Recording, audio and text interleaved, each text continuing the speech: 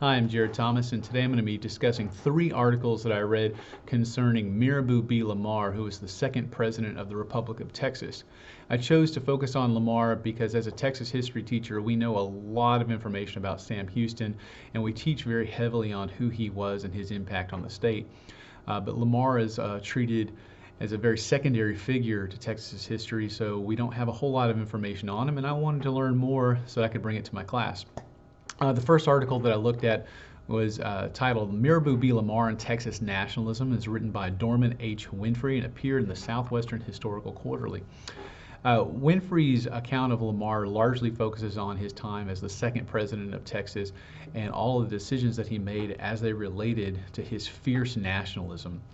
While Winfrey does present these in a seemingly negative way, Lamar being very stubborn in his nationalist views, he also presents them in a positive light as far as being able to accomplish some very important things for Texas.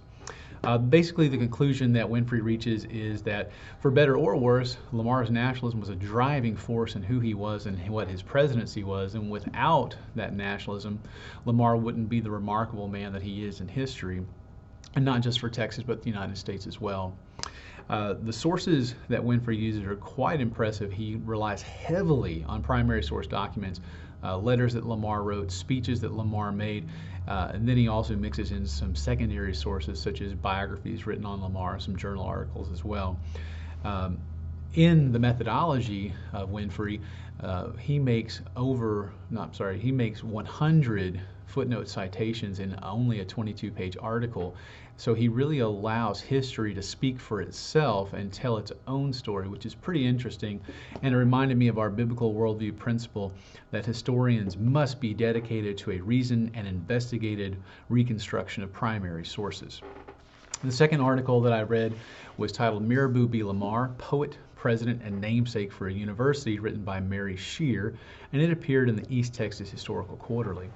Scheer's article largely focuses on who Lamar was in general, largely because she found that many students of Lamar University had no idea who Lamar was, much less that he was even the second president of Texas.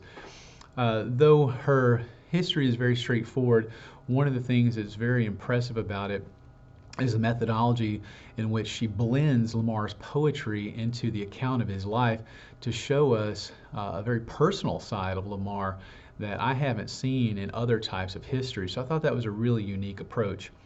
Her conclusion is that due to Lamar's experiences as a president, as a statesman for the U.S., as an artist himself, and through his nationalist views that advanced public education in Texas, he's the perfect namesake for a university. The sources that Scheer used were largely secondary in nature. She only had a couple of primary sources, and those were largely Lamar's own poetry. However, I felt that because her history was more revisionist in nature, she wasn't really trying to bring anything new to the historiography of Lamar. She was simply trying to present his life in a different way. I thought that the sources were valid for hers. And then the final article I viewed was titled The Last Crusade of Mirabeau B. Lamar. It was written by Sister M. Baptista Roach and appeared in the Southwestern Historical Quarterly. This article was extremely interesting because it touched on an aspect of Lamar's life that I was extremely ignorant of. That was the time that Lamar spent as the U.S. minister to Nicaragua and Costa Rica towards the end of his life. Roach explores how this part of Lamar's life is relatively untouched by many scholars, except mentioned as a footnote in their journals or even towards the end of their biographies of Lamar. But she really discusses the impossible task that was set forth by him in trying to secure U.S. relations with Nicaragua and Costa Rica in order to build an interoceanal canal between the Atlantic and Pacific Oceans. And Lamar's task was made even more difficult by the fact that he was trying to overcome some very difficult situations created by William Walker, who was a filibuster trying to claim that land and take it away from those Central American countries. The sources that Roach uses are heavily primary, again, drawing largely from letters written by Lamar and other people from that time period concerning his actions there.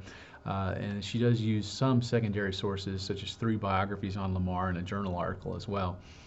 However, what's very impressive is the conclusion she reaches is that even though Lamar was viewed as a failure at his time, much like he was as a president of Texas, Lamar laid some very important framework for the relationship between the U.S. and Nicaragua that, had it have been acted upon, could have improved the relationship between those two countries way sooner than they did improve.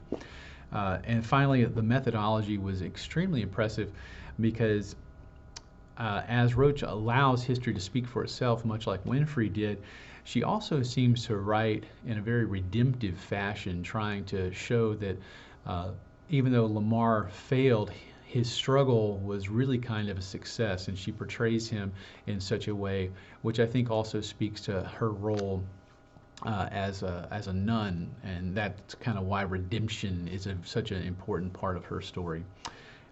These were all fantastic articles, and I would heavily recommend them to anyone wanting to learn more about who Mirabeau B. Lamar was as a president. Thank you guys for listening. I appreciate it.